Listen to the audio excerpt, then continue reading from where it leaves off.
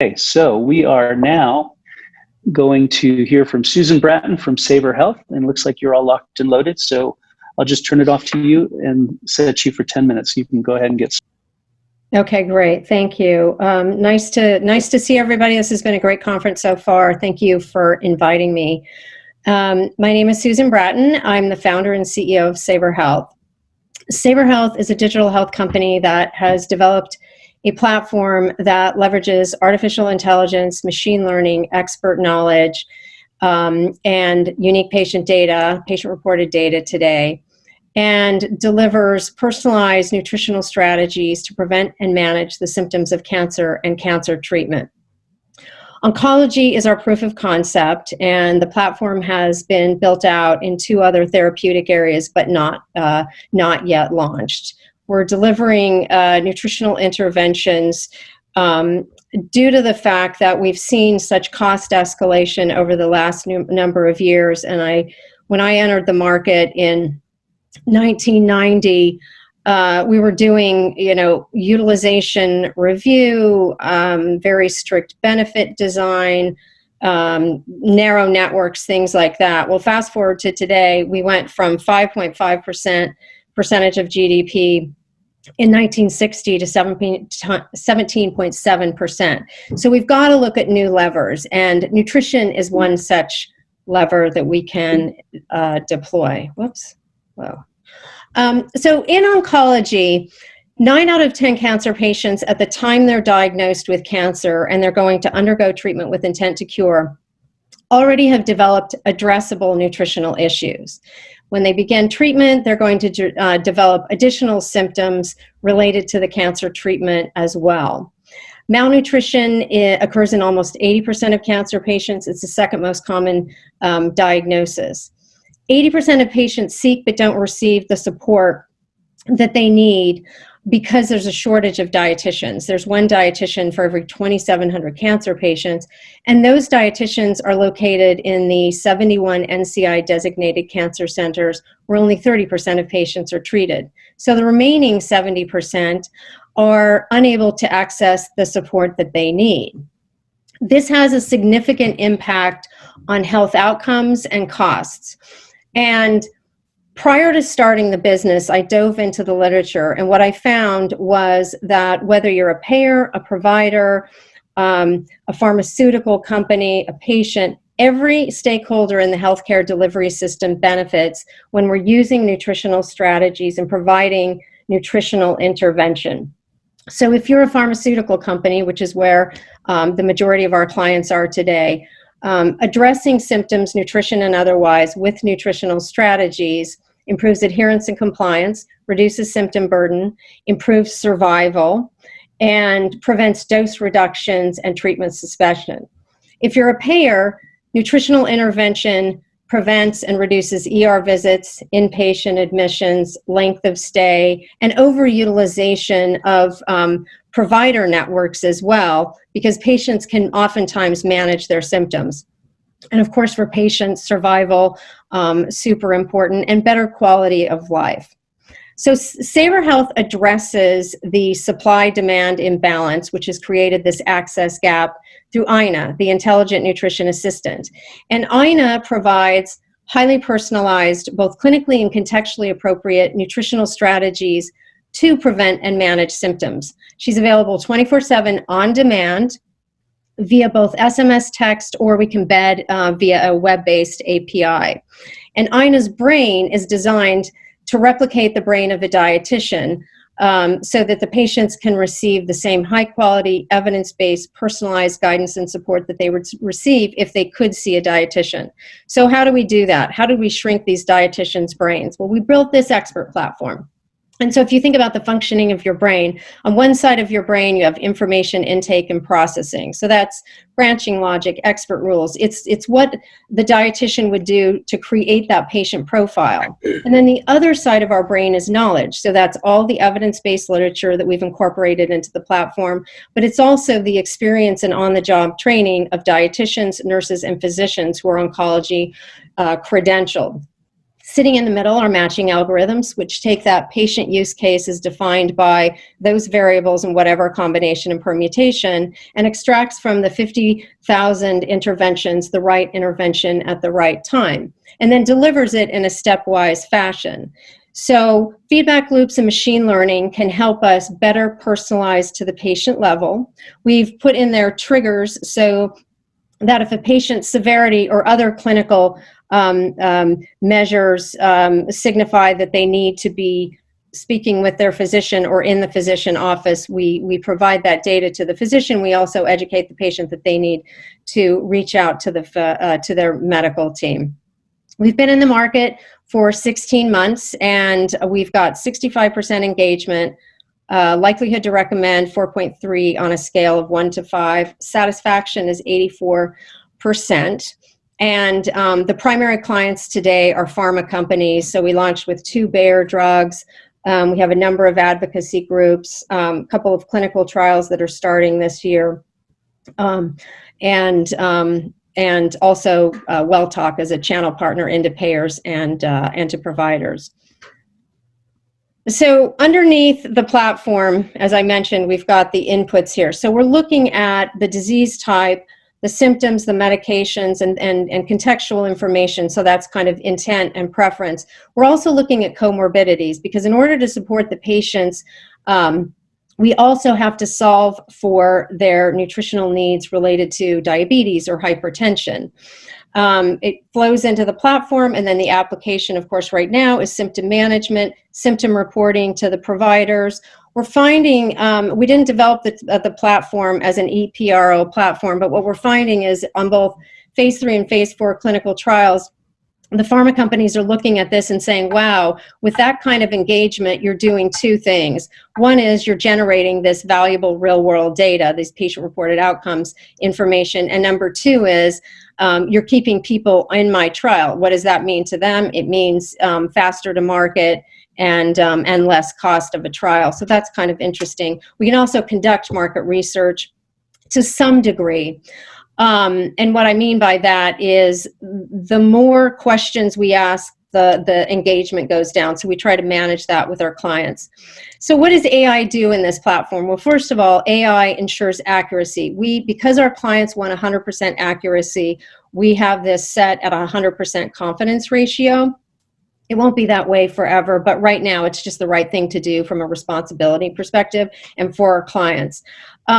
AI also helps us with that replication of the brain and bringing all of this expert knowledge to the patients in real time, because let's face it, the speed of technology and the power of technology and the cost coming down means that we can, I don't want to say do better than clinicians, but we can augment them, because the ability to ingest, comprehend, recall, and apply to every single use case is just so augmented through artificial intelligence. So from an awareness perspective, if it's launched on a brand, or as I mentioned, clinical trial basis, and it's really easy access, and we have multiple points of communication. It's the HCP, it's the patient support program, and other methods. Patients are directed to a landing page. They provide their phone number, they sign up, and then they begin texting with Ina. And as I mentioned, it can embed in web-based platforms as well. So there are a couple of kind of more broader platforms in the market today in the pharma world, and we embed in those to be the nutrition intel inside. As I mentioned, we're using data through feedback loops and machine learning to personalize the intervention for the patient kind of right then and there, and update it as their symptoms change or the severity of the symptom that they're having changes. But the long game here for us and data is that we want to take this data and at scale, large cohorts of patients, be able to move from responsive, personalized nutritional strategies to prevent and manage symptoms to proactive precision nutrition interventions based on this data. Now, that doesn't happen overnight, I realize that, but that's really where we're going here, as a data analytics. And lastly, the data for our clients is very valuable. things like time to onset, frequency, severity, duration of symptoms. So think about that longitudinal data, symptom management, response to treatment, quality of life, engagement, satisfaction, and we can embed other things within the platform as well if they want to measure specific data points. So from a market opportunity perspective, we're sizing the oncology market today at about 300 million. That's with fairly low pricing. With the phase 4 clinical trial that we're doing this year and the validation that we believe will come from that, we think we get pricing leverage here and that market expands and continues to expand over time because the more validation, you can charge more. And I think if you think about in oncology, but other therapeutic areas for that matter, these drugs are really expensive. And if you can keep people on it and doing well, there's an ROI for pharma. And then as we look at other therapeutic areas, sorry, Susan, I'm sorry, that's our time. Okay. I have to cut you off there. That's I okay. apologize. No worries. But that was a really terrific. You were almost there. That's great. Judges, do we have any questions for Susan? That was a really terrific presentation. This is Eric. I'm curious about business model. Is it? Do you see it being sort of a free complementary service that's provided by pharma companies with some of these very expensive drugs, or do you see it more being something that you like reimbursed by payers? So there's a short-term and a long-term answer to that. So when I started the company, it was very clear that there was clear value for pharma companies, and also the ability to pay because these drugs are so expensive, and not just in oncology. I mean, if you look at some of the autoimmune conditions as well, which we're going into, the longer term game here absolutely is payers. So right now it's offered either alongside brand or, as I mentioned, as a kind of a support tool from a clinical trial perspective. But ultimately, I believe that nutritional interventions and other lifestyle interventions really should be reimbursed standard of care. But in order to get that, to accomplish that, we need more data. And so we're taking a crawl, walk, run strategy going. I like to describe startups as babies in the NICU, which are one breath away from not being here anymore.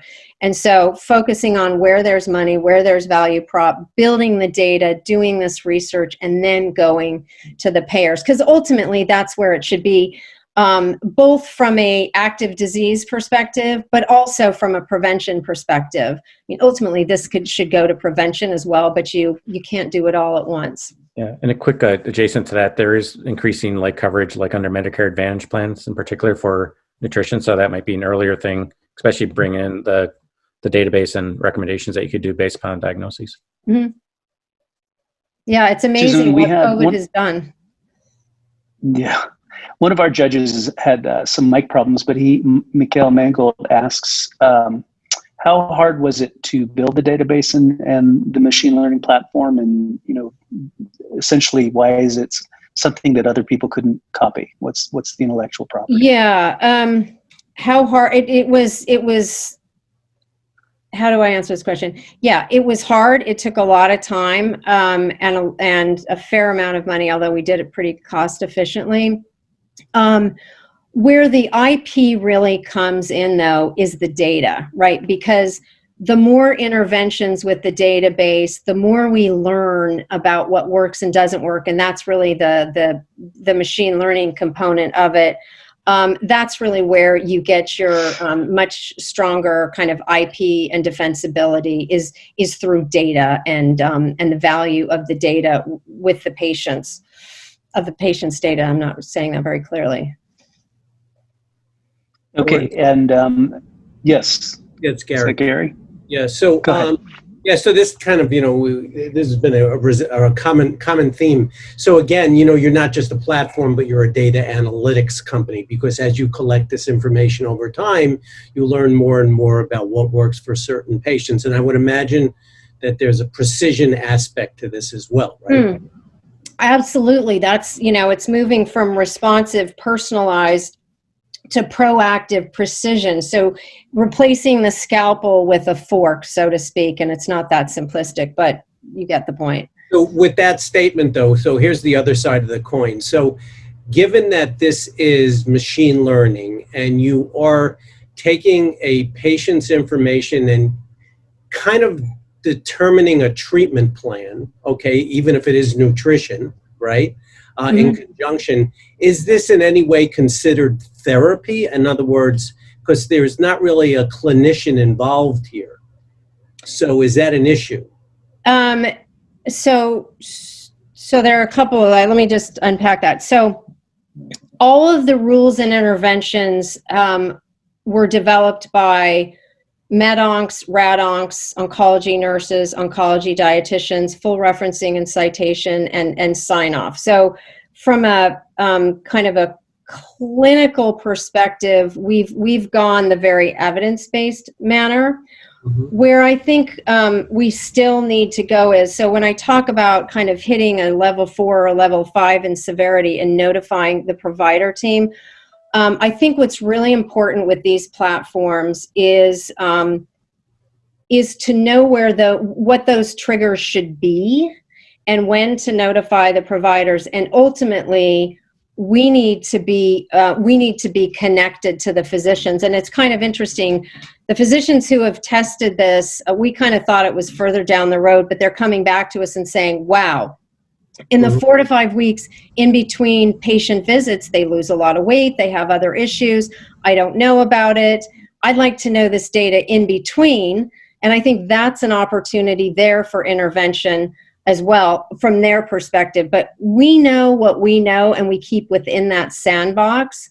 Where I think we can improve upon it is making a more seamless connection with the physician, so that there's no feeling that it's being taken out of their hands, because we don't want this to, we want to complement what the physicians are doing, and every physician has a different way of treating things and probably different perspectives on what's the right nutritional intervention. And so the more we can get integrated with them, the better, I think. Okay, Susan, thank you so much for that. I'm going to have to stop you there. We are over time. That was a really interesting presentation. If we could get the poll up for SavorHealth, and everybody please vote. 1 is the best, worst, 5 is the best. I would love to see full participation. It was really interesting. And while you're doing that, Rajesh Dash from Health Pals can get set up to present.